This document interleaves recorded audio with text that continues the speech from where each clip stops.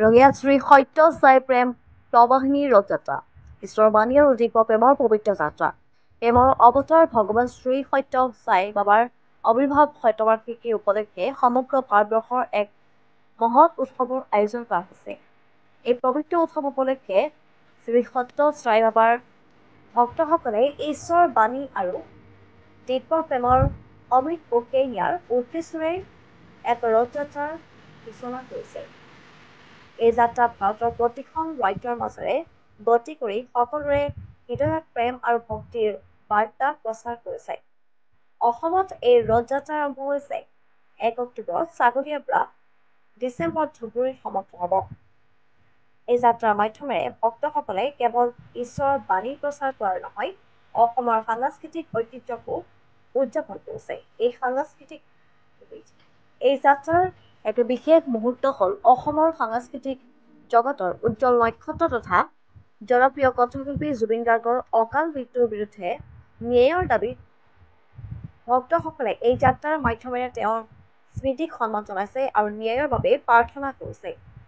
ৰঙিয়াৰ এই ৰথযাত্ৰা কেৱল এক আধ্যাত্মিক চাফাৰী নহয়, ই একতা প্ৰেম আৰু সাংস্কৃতিক গৌৰৱৰ প্ৰতীক। এই সত্য সাই বাবাৰ শিক্ষা দৰ্শনৰ পোহৰ এই যাত্ৰাত সমাজত শান্তি আৰু সমৃদ্ধিৰ বাৰ্তা বিলাইছে।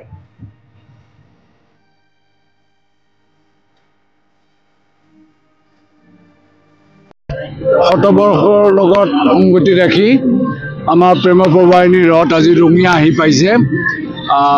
আমাৰ প্ৰেম প্ৰবাহিনী ৰথ সত্যসাই শতবাৰ্ষিকীৰ লগত আজি ফূৰ্তি অন্ধ্ৰপ্ৰদেশৰ পৰা ওলাই আহিছে আৰু 5খন ৰথ আছে।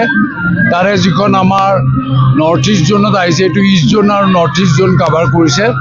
যেনে অন্ধ্ৰপ্ৰদেশৰ পৰা উৰিষ্যা হৈ বেংগল, ছিকিম, দাৰ্জিলিং এনেকৈ হৈ আমাৰ তাত আহিছে। আমি 30 তাৰিখে আমি বক্সিৰহাটত আমি অসমে লৈছোঁ এই ৰথ, আৰু সেইমৰ্মে আজি আহি ৰঙিয়া পাইছে।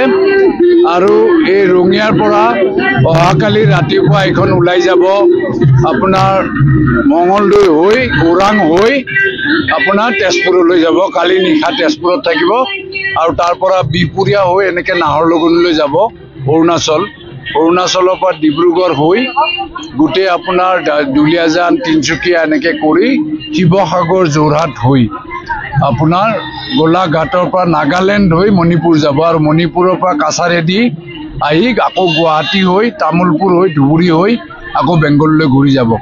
প্ৰেম প্ৰবাহিনী ৰথৰ বাবাৰ এই শতবৰ্ষত এটাই আমাৰ উদ্দেশ্য, মানুহৰ মাজত প্ৰেম ভাৱ বিলোৱাটো, কাৰো মাজত যেন কোনো আমাৰ মাজত বিভেদ নাথাকে।